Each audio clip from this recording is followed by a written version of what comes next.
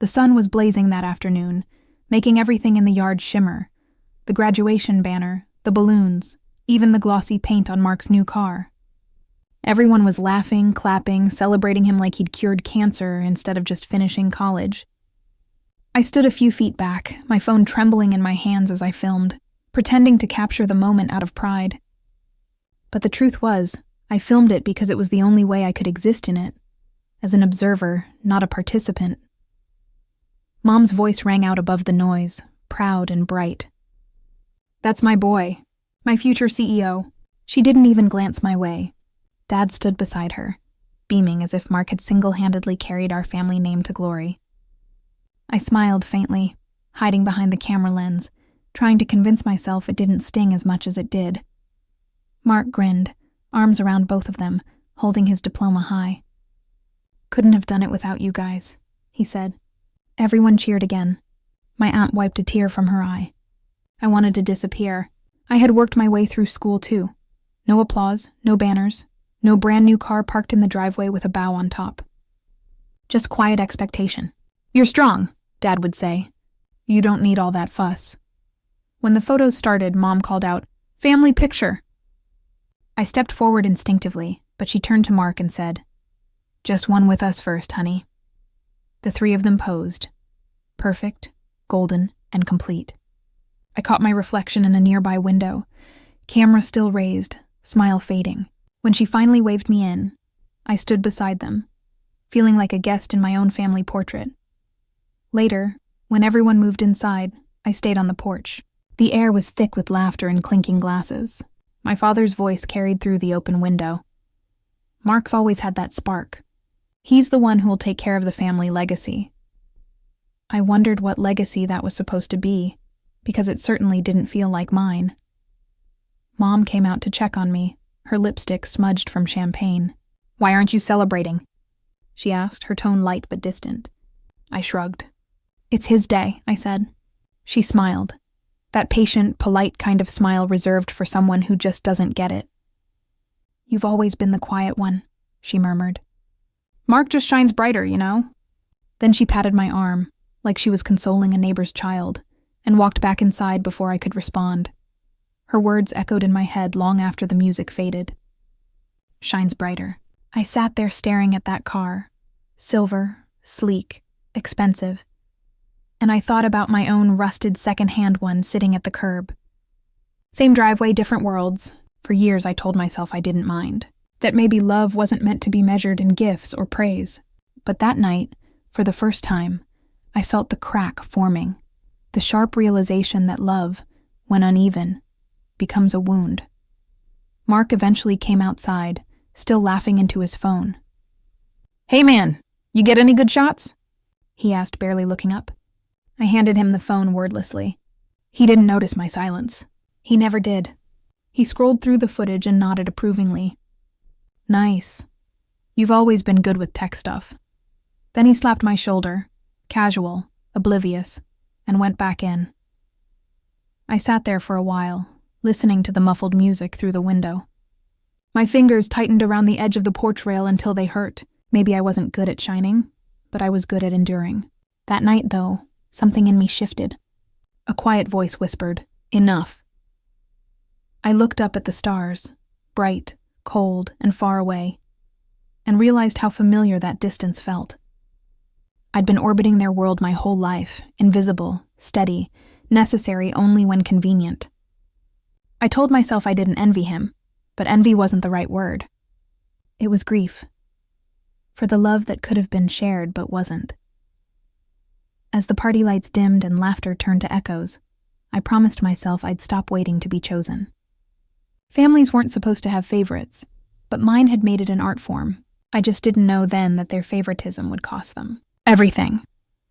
The conference room smelled like old paper and furniture, polish, the kind of scent that never leaves law offices or memories you wish you could erase. I sat across from my parents and Mark, the three of them lined up neatly like some kind of jury. Dad's lawyer, Mr. Porter, shuffled through a folder with quiet precision before looking up with that professional smile lawyers use when they're about to ruin someone's day. "Your father's final wishes are clear," he began.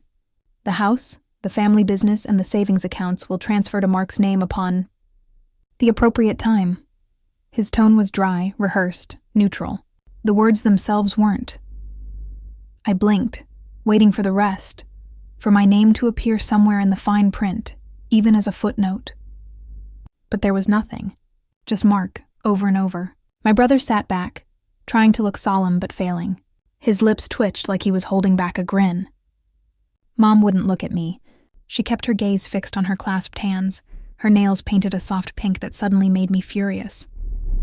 How could she look so calm? So pretty, so untouched while I was crumbling inside? I cleared my throat. Wait, you mean everything? The house, the business, even the savings? My voice cracked despite my best effort to sound steady. Dad leaned back in his chair, eyes steady and unreadable. Yes, he said simply, like he was confirming the weather. It makes sense. Mark will carry things forward. You've always been independent. The word hit like a slap. I stared at him, the man who taught me how to ride a bike, how to patch a wall, how to be strong. I used to think that meant I was loved differently, not less. Now I saw it for what it really was, justification. A polite way of saying, you can survive without us, so you don't deserve anything from us. Mark cleared his throat, looking at me for the first time. Come on, it's not like we're kicking you out or something, he said lightly. You've got your own place, right? I wanted to laugh or scream. My own place was a rented apartment with peeling paint and a landlord who texted more than my mother did. I'd been working overtime for years to stay afloat while Mark played entrepreneur with Dad's money. But sure, I was the independent one. I looked back at Mom. You're okay with this? I asked quietly. Her lips trembled, but she didn't speak. She just reached for her glass of water, pretending not to hear. I could see her fingers shaking, though. Maybe guilt, maybe fear, but she didn't meet my eyes, and that was enough of an answer. I wanted to walk out right then, but my legs felt like lead. My father kept talking, legal jargon, percentages, assets, clauses, but I couldn't hear any of it. All I could hear was the echo of his voice saying, "You're independent. Mark needs structure." The meeting wrapped up in awkward silence. Mr. Porter handed me a copy of the will, his eyes darting away from mine. Even he seemed to know this was wrong, but professionalism held his conscience in check. I folded the paper, slid it into my bag, and stood up. Thanks for the transparency, I said, my tone sharper than I intended. Guess I'll see myself out. Dad sighed, rubbing his temples like I was being dramatic. Don't make this harder than it is. You've always been strong. You'll land on your feet. There it was again. That cursed compliment. Strength.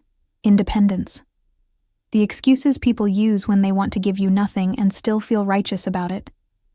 I walked out before I said something I couldn't take back. Outside, the late afternoon sun was blinding. I stood on the sidewalk, the sounds of the city buzzing around me. Car horns, laughter, life moving on. But I just stood there, holding my bag like it carried a bomb instead of paper. By the time I reached my apartment, the silence hit harder than the meeting itself. I sat on the couch and unfolded the will again, staring at my name. Not where it should have been, but at the bottom, beside a single line. Acknowledged receipt of documentation. I was a signature, not a son. For days, Dad's words wouldn't stop playing in my head. You're independent. Mark needs structure. The irony was almost poetic. I'd built my life around the idea of being self-sufficient, of never needing them. But independence wasn't freedom when it was forced on you. It was exile dressed as dignity. Friends texted to ask how the reading went. I typed and deleted a dozen replies before sending a simple one. As expected. Because deep down, I had expected it. I'd seen the signs all along. The favoritism, the excuses, the subtle distance. But expecting betrayal doesn't make it hurt less. That night, I sat by my window, watching the lights of the city flicker. Somewhere out there, Mark was probably celebrating. Maybe taking Mom and Dad out to dinner in their car, with their money, secured by their love. And I was here, alone, replaying every moment that led to this like a bad movie. Finally, I took out my phone, stared at the family group chat. Our last conversation had been about Dad's birthday. I hovered over it for a long time, my thumb shaking, before hitting block. Then Mom's number. Then Dad's, It felt brutal, necessary, final. I thought I'd never hear from them again, until Mom's message popped up. You said, It was just past midnight when my phone buzzed on the nightstand. I was half asleep, the kind of tired where your body feels heavy, but your mind won't turn off. I reached over, expecting a spam notification or a random email. Instead, it was a text from Mom. It's over between us. At first, I blinked at the screen, confused. The sentence felt like a mistake, something incomplete, misplaced. My thumb hovered over the reply button for a full minute before I typed, What do you mean? No answer. I called her, once, twice, 3 times. Straight to voicemail. The message replayed in my head, looping like a glitch in reality. It's over between us. Between who? Between us, me and her? Was she finally cutting ties after the Will fiasco? Had I somehow burned a bridge I didn't know was still standing? I stared at the words again, this time noticing the tone, not cold or angry, but emotional, sad, maybe even desperate. That wasn't how Mom talked to me. Our texts were always practical, distant. Dinner, Sunday? Or hope you're eating well. Never this raw. I opened our old messages. Weeks of silence. Before that, short, awkward exchanges. Nothing remotely close to something that would end with, It's over between us. The longer I looked at it, the more my confusion curdled into unease. Maybe she sent it to me by accident, but if that was true, who was it meant for? I tried calling again the next morning. Same result. Then, sometime around noon, I checked her social media, something I hadn't done in months. Her profile picture had changed recently. She looked radiant, standing in front of a lake at sunset. The caption read, Starting fresh isn't easy, but it's necessary. Comments flooded in. Old friends, church acquaintances, even a few distant relatives. You got this, Sarah. Stay strong. New beginnings are beautiful. New beginnings? My stomach sank. I scrolled further down her posts, tracing her digital trail like a detective piecing together a stranger's life. There were subtle clues I'd never noticed before. A string of cryptic quotes, late-night posts about choosing peace, and one picture that made my chest tighten. Mom, at dinner, holding a glass of wine, smiling across the table at someone not in the frame. The caption, Sometimes, we meet the right person too late. I read it 3 times, each word colder than the last. Could Mom be having an affair? The thought felt impossible. She'd been the moral backbone of our family, the one who lectured me about loyalty and commitment. But suddenly, the pieces started connecting in strange, unsettling ways. Dad's long work hours, the distance between them that I'd chalked up to age, her sudden obsession with finding herself. I told myself to stop. It wasn't my business. But curiosity, once lit, doesn't go out easily, especially when it hides behind hurt. For 2 nights, I couldn't sleep. Every time I closed my eyes, I saw that text, that tone, that strange, private sadness. It didn't feel like the Mom I knew, but then again, maybe I'd never really known her at all. By the 3rd day, I was scrolling through everything. Tagged photos, old Facebook albums, comments from people I didn't recognize. One name appeared more than once. David R. He'd liked nearly every photo from the past few months. Always a simple heart emoji or a "you deserve happiness." David R. Who was he? I clicked his profile. Middle-aged. Divorced, according to his bio. A contractor from Dad's hometown. My pulse picked up. He and Mom shared mutual friends, mostly people from our old neighborhood. And in one photo I saw it. The same lake from Mom's profile picture. The same sunset. Different angle. It wasn't coincidence. They were together that day. I dropped my phone like it burned. Suddenly, everything about that text made sense. And didn't. Maybe it wasn't meant for Dad. Maybe it was. Maybe she'd sent it to me by mistake while texting him, or someone else entirely. But whatever it was, it opened a door I couldn't close. I wanted to tell myself I didn't care. That they'd already taken everything from me. The inheritance, the respect, the love. So this shouldn't matter. But it did, because even after cutting them off, part of me still wanted to believe Mom was different, that she had some decency left. Instead, I was staring at proof that even her moral high ground had cracks. That night, I sat on my couch with the lights off, the glow of my phone the only thing breaking the darkness. The city outside felt quiet, heavy, like it knew something I didn't.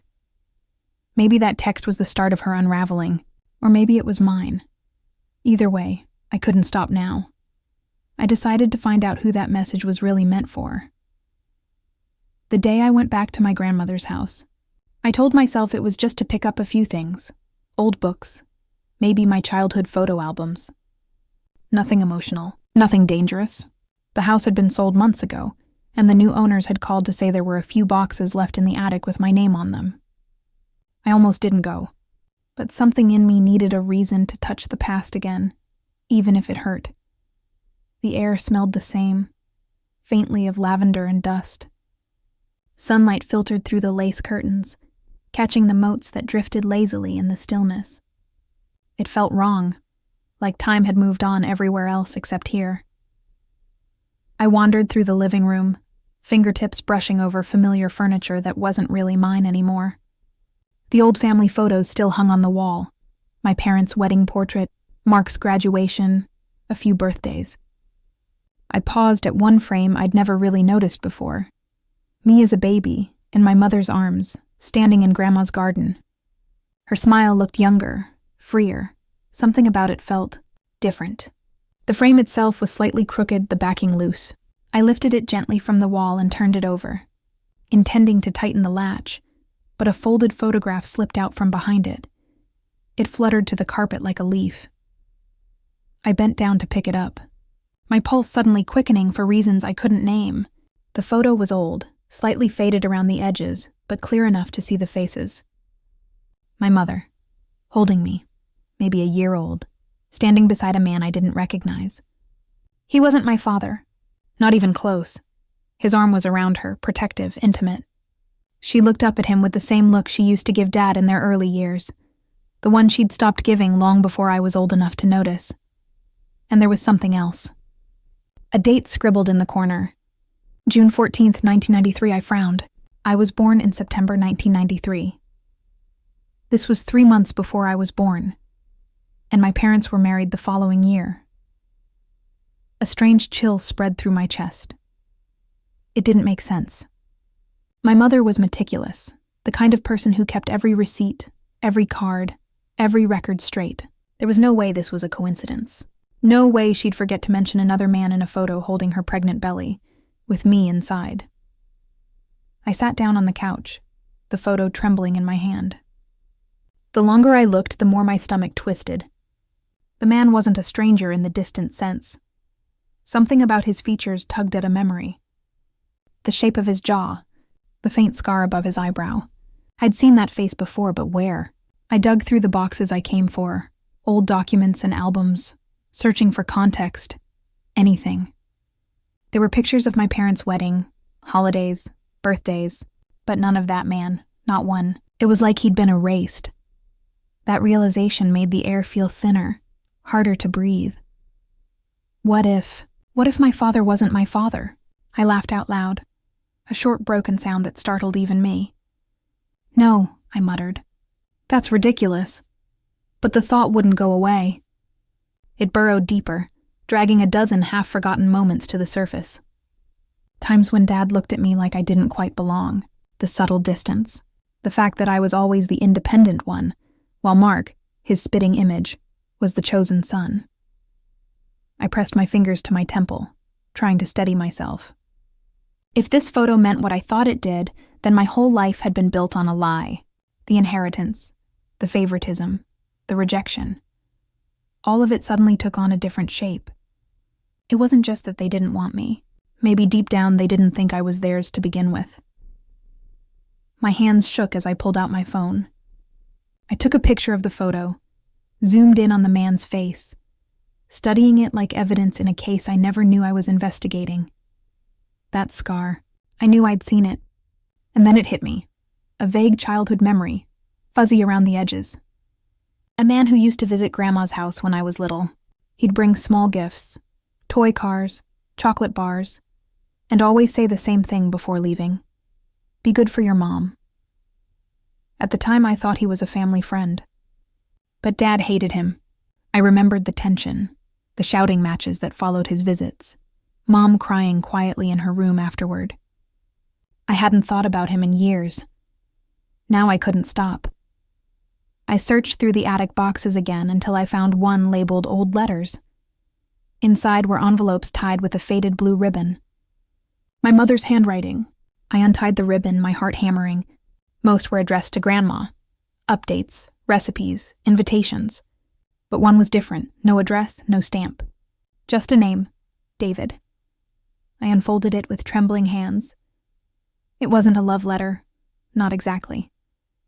But it was intimate, personal. She wrote about missing someone, about mistakes and regrets, about how he deserves to know. The last line made my vision blur. He's starting to look just like you. I sat there for a long time, staring at that single sentence. My body felt numb. The air in the room seemed to vanish, leaving only the sound of my heartbeat pounding in my ears. If I was right, if the man in that photo was David, then everything made sense. The distance from my father, the resentment, the way my mother always overcompensated with affection when no one else was around. Anger didn't even feel like the right word anymore. What I felt was something deeper. Betrayal mixed with an identity I suddenly didn't recognize. I wasn't just the forgotten child, I was the wrong child. The edges of the photo curled slightly in my palm as I stared at it one more time, memorizing the face of the man I'd never known, but might somehow belong to. The next person I called wasn't my mother. It was the man in the photo. When I finally dialed the number, my hands wouldn't stop shaking. I must have stared at that contact name for an hour, Daniel R., before pressing call. The line rang twice, then 3 times. Each ring sounded heavier, like the echo of something buried clawing its way back up. On the 4th ring, he answered. His voice was older, rougher than I remembered, but still warm in a way that tugged at something deep inside me. Hello? Hi, I'm sorry to call so late. Is this Daniel R.? Yes, who's this? I swallowed hard. My name's, well, I'm not sure how to start this. I think you might have known my mother. Sarah. There was silence, a long one. Then a soft inhale, the kind people take when they're trying to keep steady. Sarah, he repeated, his tone suddenly fragile. Yes, I knew her. A long time ago. He didn't ask who I was right away, and for a moment, I thought maybe he already knew. But when I said my full name, he went quiet again. His voice broke mid-word. You're her son? Yes, I said. At least, that's what I've been told. He laughed once, a sound halfway between disbelief and grief. God, he whispered. I haven't heard your name in decades. My heart pounded. I found an old photo. You, her, and me. I needed to understand why it existed. There was a pause. I could hear his breathing, steady but strained. You shouldn't have found that, he said softly. She made me promise to stay away. To let her raise you with him. Him, I repeated, my throat tight.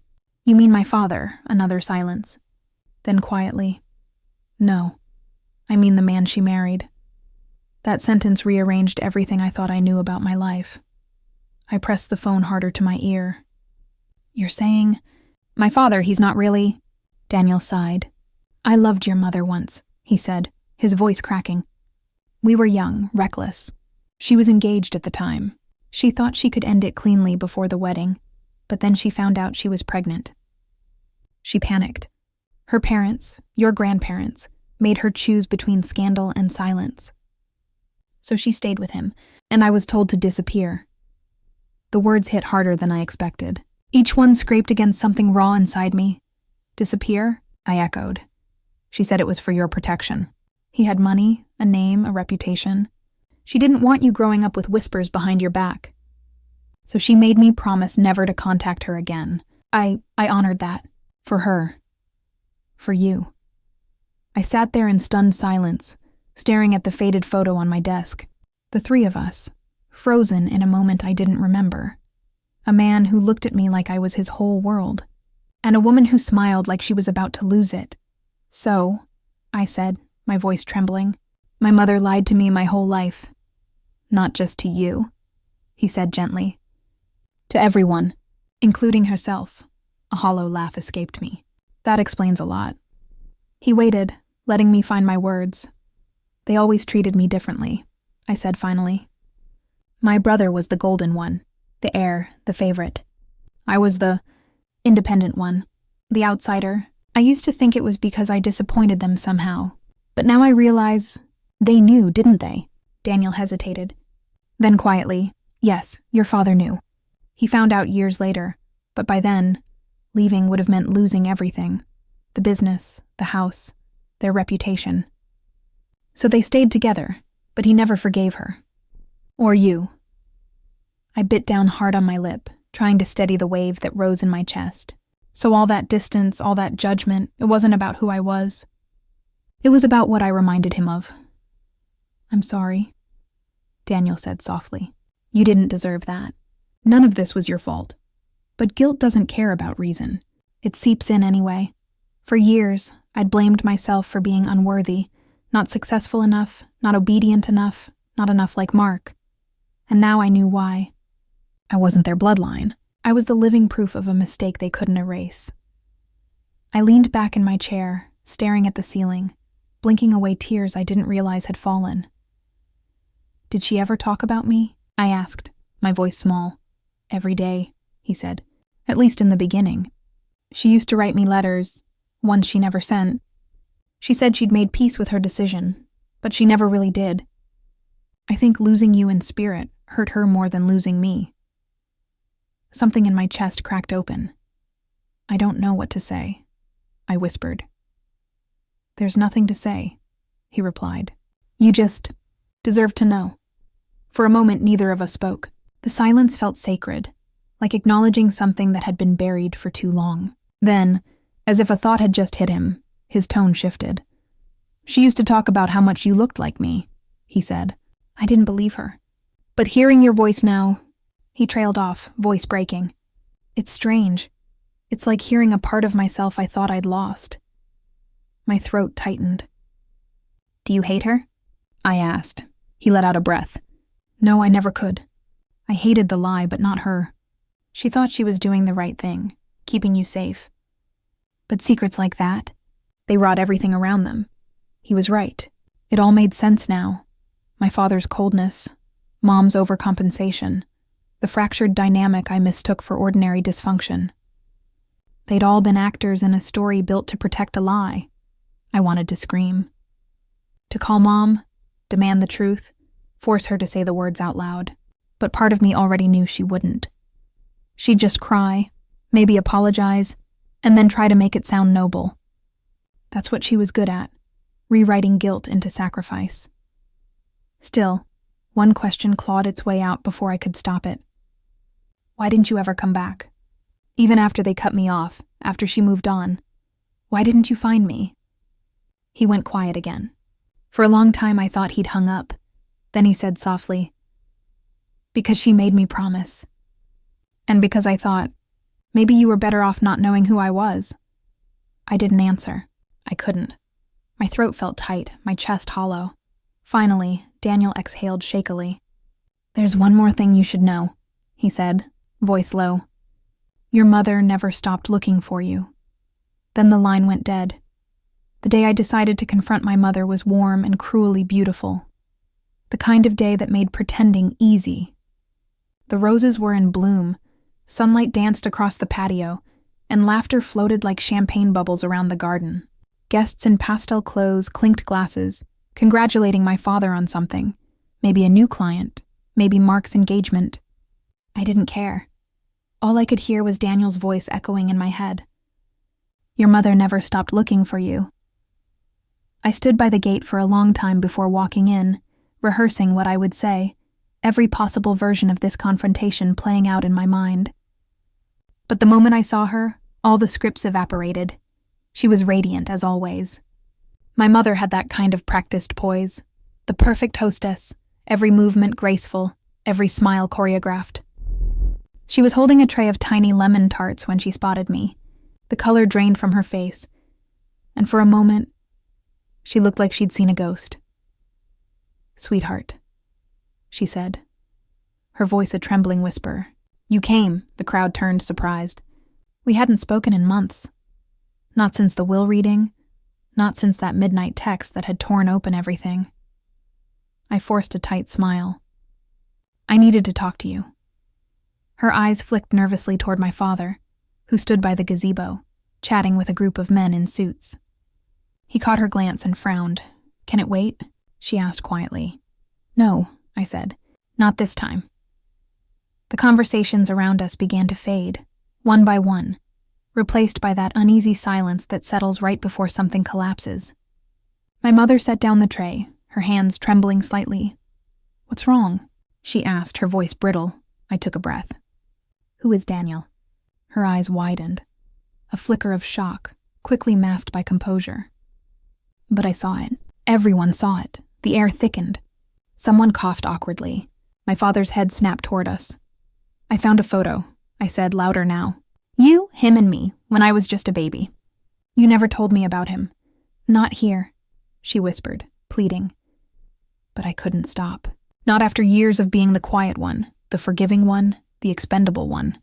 Not here, I repeated, the bitterness bleeding through. Because where exactly is the right place to find out my entire life was a lie? Gasps rippled through the guests. My father was already pushing his way toward us, his face hard with fury. What the hell are you doing? He hissed. I ignored him. My eyes stayed on her. Tell me the truth. Please. Just once. Tell me who I am. She shook her head, her lower lip trembling. I wanted to... My father cut her off. That's enough, he snapped. This isn't the time or the place. I turned on him. You knew, didn't you? His silence was answer enough.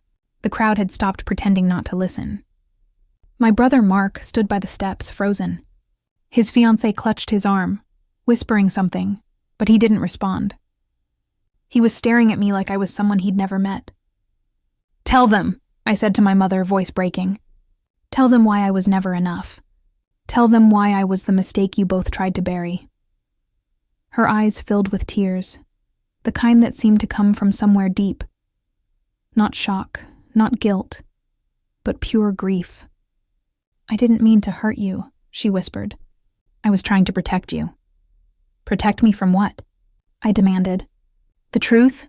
By now, my father's voice was shaking with rage. You don't understand what you're saying. Do you have any idea how much you're humiliating this family right now? This family? I laughed bitterly. You mean the one built on lies? His face flushed red. Watch your tone. No, I said, steady now. You watch yours. You spent my entire life pretending I was part of this family while treating me like an outsider. I thought I wasn't good enough. But it turns out I just wasn't yours, was I? A collective murmur swept through the garden. Someone set down their drink. Somewhere in the back, a bird screeched. The only sound in the stunned silence that followed.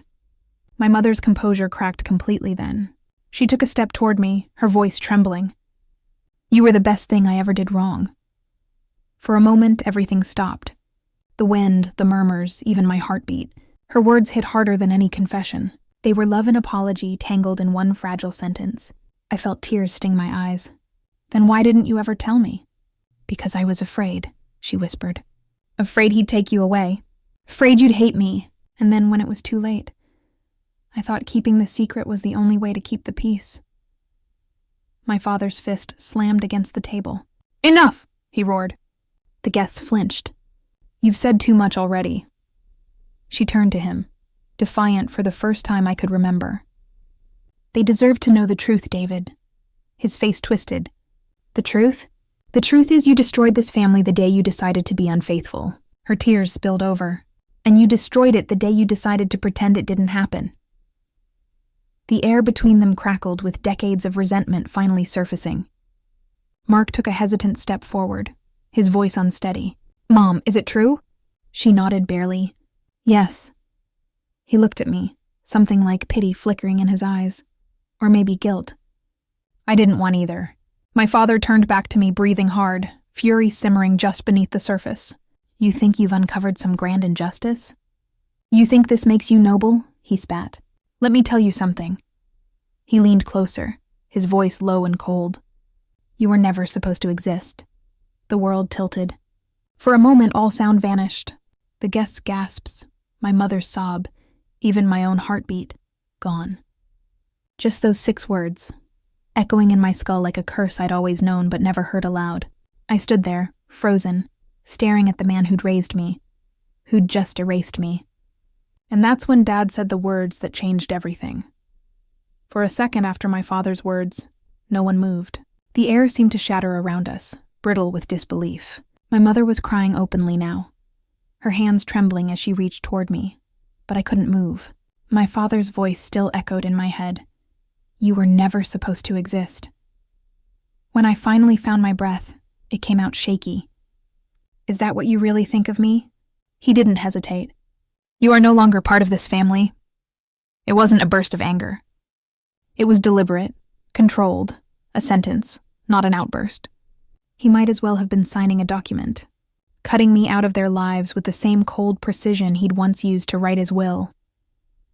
I looked at my brother, desperate for something and a flicker of defiance, a word, even just a glance that said, I'm sorry. But Mark said nothing. He just stood there, stiff and silent, like he'd rehearsed this moment in his mind and knew staying quiet was safer. That silence burned more than my father's words ever could. My mother sank onto the nearest chair, her face pale and tear-streaked. David, please, she whispered. Don't do this. But he didn't even look at her. His eyes stayed fixed on me, cold, unyielding. Get out, he said. You've done enough damage. Something inside me finally cracked. I felt the tears threatening, but I refused to let them fall. Not here. Not in front of them. I straightened my shoulders, forcing calm into my voice. You know what? Maybe that's the best thing you've ever done for me. He blinked, thrown off by my steadiness. I spent my whole life trying to earn your approval, I said, and it was never enough. Not because I failed, but because you decided I didn't belong. Well, now you don't have to pretend anymore. I turned to my mother, who was trembling, her lips quivering with things she couldn't say. I hope someday you forgive yourself for staying quiet. Her eyes met mine, glassy and full of regret. I already do, she whispered. For a moment, I wanted to run to her, to hold her, to tell her I understood. But the weight of my father's stare pressed against me like a wall. The truth was, I didn't belong there anymore. I never had, so I turned and walked away, past the rows of roses, past the guests who avoided my eyes, past my brother, who couldn't even manage a goodbye. My mother called my name once, softly, almost like a prayer. But I didn't look back. As I stepped through the gate, the laughter and clinking glasses from earlier had long faded. The only sound was the crunch of gravel beneath my shoes, and my own heartbeat pounding in my ears. Outside the gate, the air felt colder, cleaner. I didn't realize how heavy it had been inside until I left. For the first time I could breathe, but the freedom didn't feel triumphant. It felt hollow, raw. I sat in my car for a long time, hands gripping the steering wheel, staring at the house that had never felt like home. The lights glowed softly through the windows, shadows moving behind curtains. A perfect picture of family. Except I wasn't part of it anymore. A strange calm settled over me then. They'd taken everything they could. Money, belonging, identity. But not this. My will to start over. Because maybe they were right about one thing. Maybe I wasn't one of them. But that didn't make me weak. It made me free. I started the engine, the hum breaking the silence. As the house disappeared in the rearview mirror, I whispered to myself, You'll see me again. And when you do, you'll wish you hadn't. The bitterness had burned away, replaced by something colder, sharper. Determination. If they thought disowning me was the end of the story, they had no idea what was coming.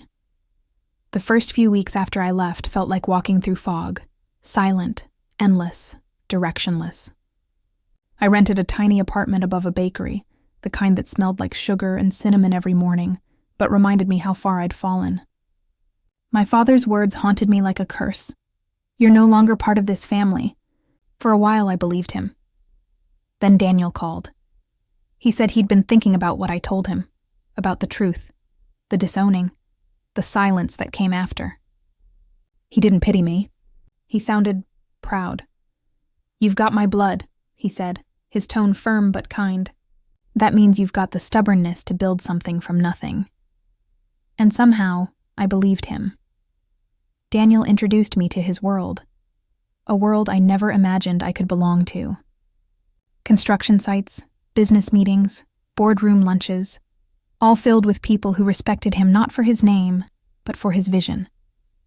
He wasn't rich by inheritance. He'd built everything brick by brick. For the first time in my life, I saw what real legacy looked like. I started small, helping with project proposals, learning contracts, staying late to study design plans. I absorbed everything, desperate to earn my place. Daniel didn't coddle me. He challenged me. "You don't have to prove anything to me," he said once. "Just prove it to yourself." The days blurred into months, and slowly, I built something of my own. My company began as a small renovation startup, one client, one old office space. But I treated every project like a statement. I may have been the unwanted son, but I could outwork, outlast, and outshine the family that discarded me. 3 years passed in a heartbeat. I didn't notice success creeping up on me until one morning. My assistant burst into my office holding her phone. "You're trending," she said, laughing.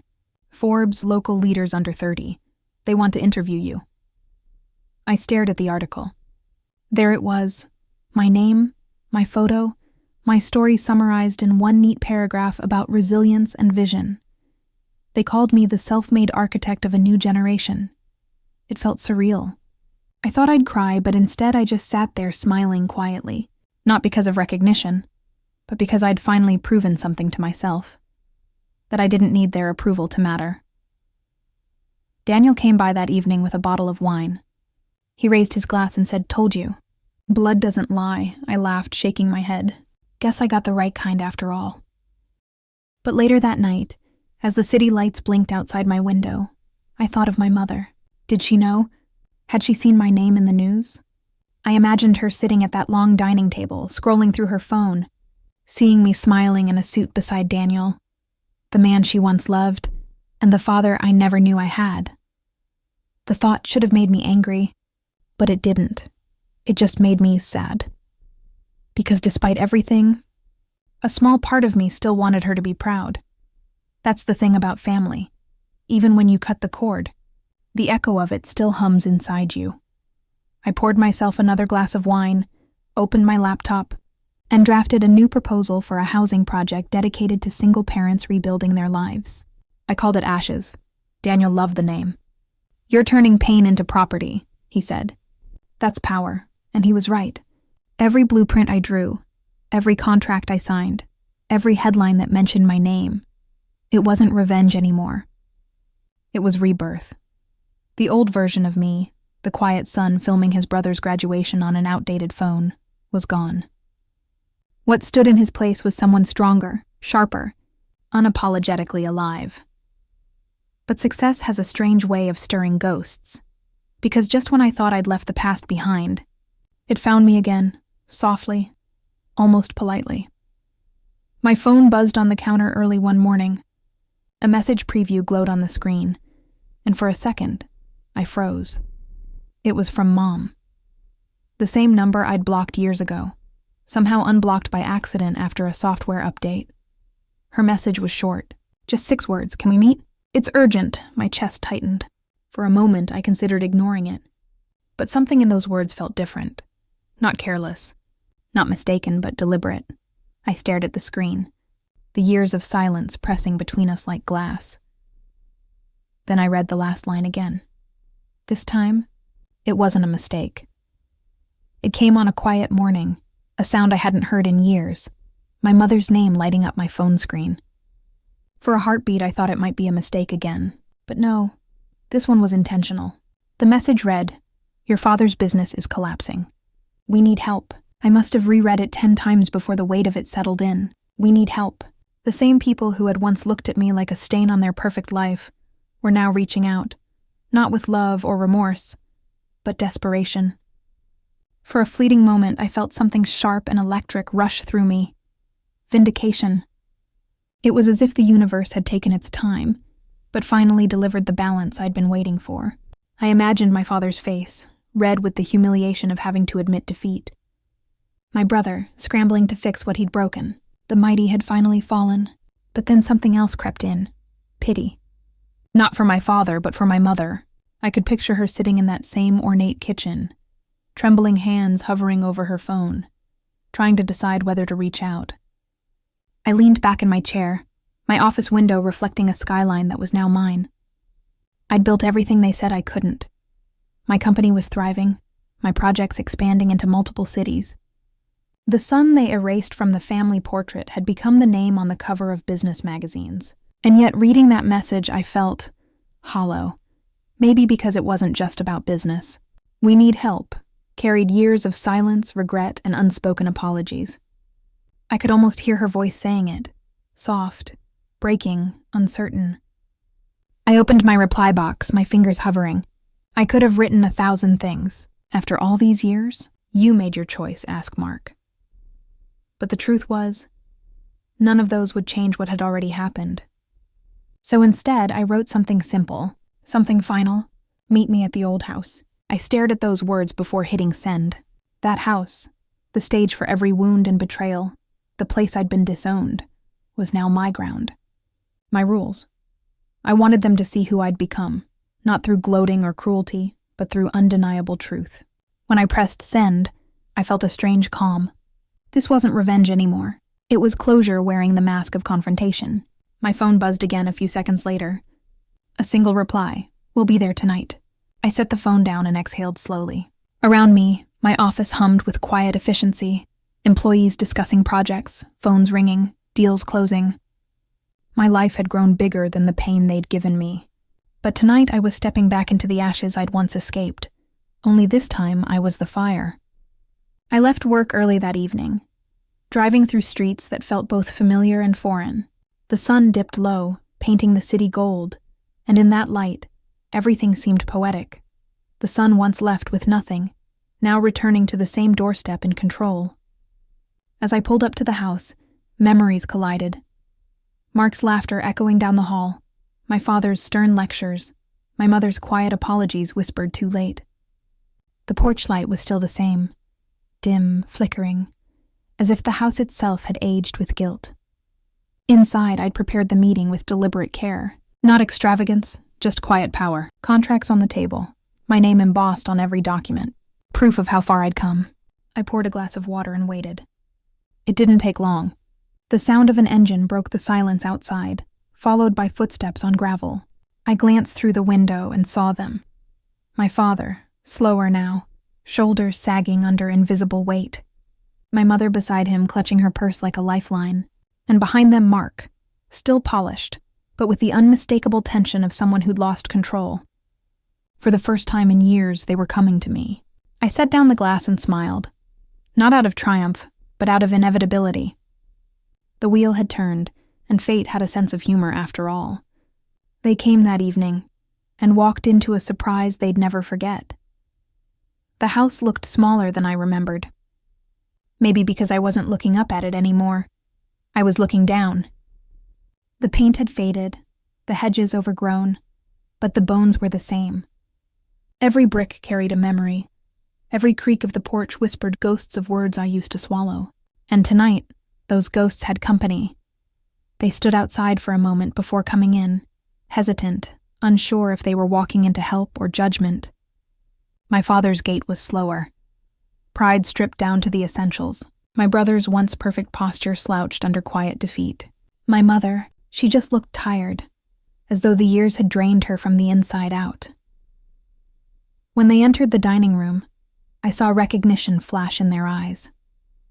The same long oak table, polished to a sheen, except this time the chair at the head, my father's old seat, was mine. Sit, I said simply.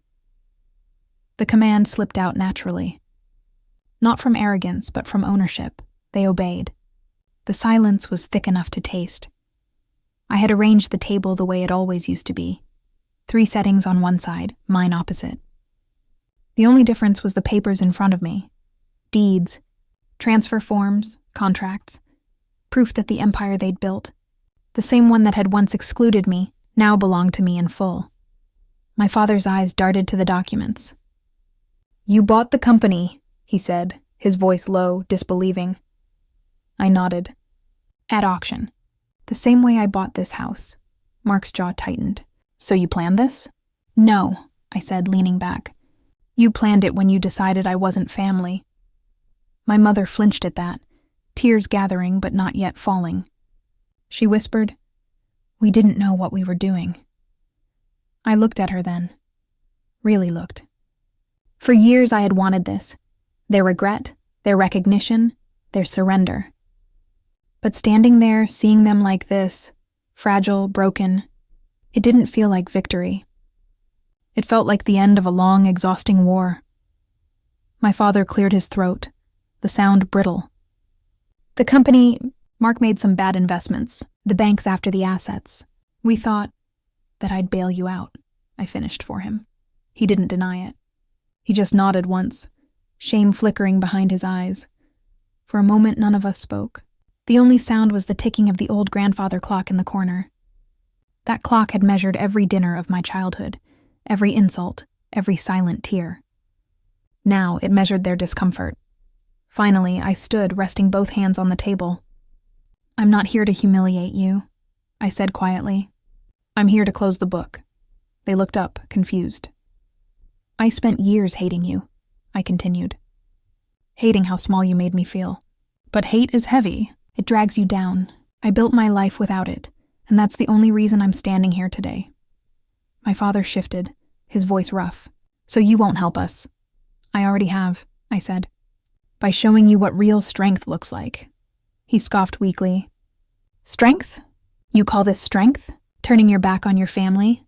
I met his gaze, unflinching. "No. Strength is surviving after your family turns its back on you." Mark's voice cracked for the first time. "I didn't know," he muttered. "I didn't know the truth." "Yes, you did," I said softly. "You just didn't care enough to ask." The silence that followed was a kind I hadn't known before. Not tense, not angry, but final. It was the sound of realization settling in. My mother reached across the table, her hand trembling. "You've become so much like him," she whispered, glancing toward my father. I almost pulled back, but her touch stopped me. It was warm, trembling, familiar. "You're wrong," I said. "I became what he never could, someone who learned to let go." Her tears finally fell. "We were afraid," she said. "Afraid people would talk, that the truth about you would ruin everything." "Everything?" I said bitterly. "You mean the image?" She nodded, ashamed. "Yes." I exhaled slowly, feeling years of bitterness dissolve into something quieter, understanding, maybe even sorrow. "I forgave you a long time ago," I said, "but forgiveness doesn't mean forgetting." For a while, none of us moved. My father stared at the table. My brother wiped at his eyes, and my mother sat still, clutching the edge of the cloth like it was the only thing keeping her upright. I gathered the papers, placing them neatly back into a folder. "You won't lose everything," I said, sliding an envelope across the table. "There's a settlement inside. Enough to keep the house, not this one, the other, and pay off the debts." My father looked up sharply. "Why?" "Because I can," I said simply. "And because I'm not you." He swallowed hard but said nothing. I walked toward the window, looking out at the garden, overgrown now, but still carrying traces of the past. "We're done pretending," I said without turning around. "This dinner isn't about deals or forgiveness. It's about endings." Behind me I heard quiet sobbing. My mother. I closed my eyes, steadying myself. I had come for peace, not revenge. And in a way, I found it. But then she spoke. Her voice was barely a whisper. "Before you go," she said, "there's something you need to know." I turned slowly. She looked up at me, eyes red, trembling. "Your father isn't the only one who lied." I froze, my pulse spiking. Her next words came out like a confession and a curse all at once. And in that moment, that single trembling breath, she told me something that shattered even my triumph. For a long moment, I didn't speak. The air in the dining room felt thick, heavy with everything left unsaid.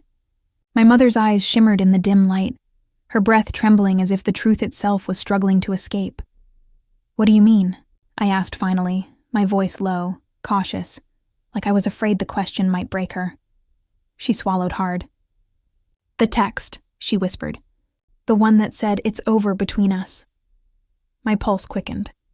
That message had started everything.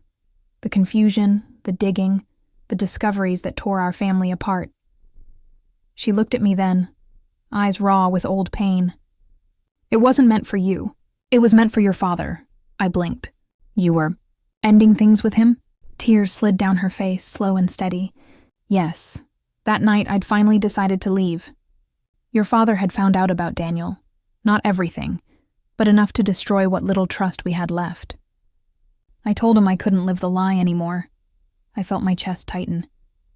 "So when he rewrote the will," she nodded, shame flickering in her gaze, "he did it out of revenge. He wanted to punish me, through you. He told me if I ever left, he'd make sure you got nothing, that the world would know you as his disappointment." The words hit harder than I expected. For years I'd carried the belief that I wasn't good enough, that my independence, my strength, my difference made me less deserving. But it wasn't about me. It was about them. My father's voice echoed faintly in my head. "You're independent. Mark needs structure." Now I could hear what he really meant. "You're not mine to care for." I sank into the chair opposite her, the same one I used to sit in as a boy, watching them fight behind polite smiles. "You didn't tell me," I said quietly. "You let me hate you." She wiped her tears, her voice trembling. "I had to. If I told you then, he'd have destroyed you too. He nearly did when he found that photo at your grandmother's house, the one of me and Daniel. He thought you'd already started digging." I felt the room tilt slightly, like the world had shifted again. Every memory I'd replayed over the years, every cold glance, every quiet dismissal, was suddenly painted in new colors. Not cruelty, but fear. Not indifference, but protection. "You stayed with him," I said, my voice barely audible. "All those years," she nodded. "To keep you safe. To make sure you grew up without being branded a mistake." I wanted to be angry. Part of me still was. But as I looked at her, something inside me softened. The woman sitting before me wasn't the distant mother from my childhood. She was human, flawed, fragile. Someone who had made impossible choices in the name of survival. "The text," I said again, more to myself this time. "It started everything," she gave a small, broken laugh.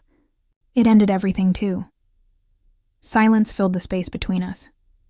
The clock ticked steadily, marking the end of a secret that had lived too long. "I thought it was meant for me," I admitted, shaking my head. "I thought it was proof you didn't love me." Her voice cracked. "It was proof I loved you too much." For a while, neither of us moved. The house around us seemed quieter than it had ever been, as if it was finally exhaling after years of holding its breath. I stood and walked around the table, stopping beside her. She looked up, eyes wet, waiting for judgment. Instead, I rested my hand on her shoulder. "You don't owe me anything," I said softly. "You already gave me the truth." She closed her eyes and nodded, a faint, relieved smile breaking through the tears. Outside, the wind rustled through the old trees, the same ones that had watched us grow, lie, hurt, and now, finally, heal. I turned toward the doorway, ready to leave the house one last time. My father's portrait still hung on the wall, staring with that same stern expression. I didn't feel anger anymore. I didn't feel resentment, just release. For the first time, the story didn't feel like revenge. It felt like freedom. And for the first time, I didn't feel anger. I felt closure. I didn't make any grand gestures. No speeches, no confessions, no dramatic reveals. I simply wrote a few checks, signed a few documents, and set a few things right. Quietly, invisibly. The first was my father's debt. His once proud business, now barely breathing, was tangled in unpaid loans and desperate investors. I didn't do it for him, not really. I did it because I was done carrying the weight of his bitterness. The revenge had already happened, in ways he'd never even see. This was something else. something cleaner. I cleared the debt through a shell company Daniel helped me establish. It took a few weeks for the news to reach him. He must have thought it was luck or mercy from someone else. I didn't correct the illusion. Let him believe whatever brought him peace. I wasn't seeking credit anymore. Mark was harder. My brother, the golden child, had fallen fast, from polished pride to quiet despair. He'd spent years chasing an image our parents built for him, and when it crumbled, he fell with it. He started drinking, then gambling, until even his friends stopped answering his calls. I didn't confront him. I didn't tell him I'd covered his rehab bills or arranged for a therapist I trusted. He didn't need to know where the lifeline came from. Some debts are better paid in silence. Mom was different. When she sold the old house and moved into a small cottage by the sea, she invited me to visit. I did. At first it was awkward. The kind of quiet where both people want to speak but don't know how. But time has a way of sanding down sharp edges. Now, every Sunday evening, we share dinner on her porch overlooking the water. She cooks simple meals, grilled fish, fresh bread, fruit from the local market. We don't talk about the past much. Sometimes she hums while she cooks, and I just listen, letting the sound fill the spaces that used to ache. She still keeps an old photograph of Daniel and me on a shelf, not hidden, but framed openly. It feels like a small rebellion, a quiet acknowledgement that truth, once freed, no longer needs to hide. One evening, as the sun bled into the horizon, she asked softly, "Do you ever regret finding out?" I thought about it, about the anger, the betrayal, the years of loneliness that had carved me into who I'd become. Then I shook my head. "No," I said. "If I hadn't, I might still be waiting for their approval. Now I just live." She smiled, a real one this time, weary but warm. "That's all I ever wanted for you." Sometimes forgiveness doesn't look like hugs or apologies. Sometimes it looks like space, the distance between pain and peace, bridged by understanding. I still visit my father's grave once a year. I don't bring flowers. I just stand there, hands in my pockets, letting the wind do the talking. There's no anger left, no victory, no revenge, only a quiet sort of acceptance. That some people hurt others because they're broken, and some of us heal by refusing to stay that way. The house, the inheritance, the legacy, none of it matters now. What remains are the small, still moments. My mother's laughter by the sea. Mark's hesitant text saying, "I'm doing better." The calm that comes from no longer needing to prove anything. Revenge gave me power, but forgiveness, or something like it, gave me peace. And as I drove home one night, the ocean fading in my rearview mirror, I realized something simple but profound. I learned that revenge doesn't always roar. Sometimes it sighs. It was a quiet morning, the kind that smelled of rain and nostalgia. I was reviewing blueprints in my study when my phone buzzed on the desk. One new message. "Mom." For a second I hesitated. Even after all these years, that name still carried a small tremor inside me. A reminder of everything we'd lived through, and everything we'd lost. Her message was short, simple, and impossibly heavy. "I'm proud of you. I wish I'd fought harder," I read it once. Then again. The words didn't ache, not the way they once would have. They settled instead, like gentle waves smoothing the rough edges of memory. It had been nearly a decade since the will reading. My life was unrecognizable now. The business had expanded into 3 cities. Daniel had retired to travel, and I had a team of my own who felt more like family than colleagues. I'd built everything from ashes, not to prove anyone wrong, but to become someone I could finally recognize. I walked to the window and looked out over the view. The skyline glowed under the fading sun, gold and soft. Beyond it, my home stood like a quiet monument to everything I'd learned. Strength without cruelty, success without validation, peace without revenge. Mom's message stayed on my screen, the blinking cursor at the end of her words waiting for a reply I couldn't quite find. What could I say? That she had, in her own way, fought, just not the way either of us expected. That her silence had once hurt me, but later saved me. That I forgave her long before she ever asked. I typed, "You did your best. Thank you." Then I deleted it. Some things didn't need to be said. She already knew. Instead, I set the phone down and glanced around my home. The photographs, the laughter captured mid-frame, the echoes of dinners with friends who'd become chosen family. My life had filled the void they once left behind. I thought of my grandmother, too. The quiet wisdom in her eyes, the only one who ever seemed to see me without conditions.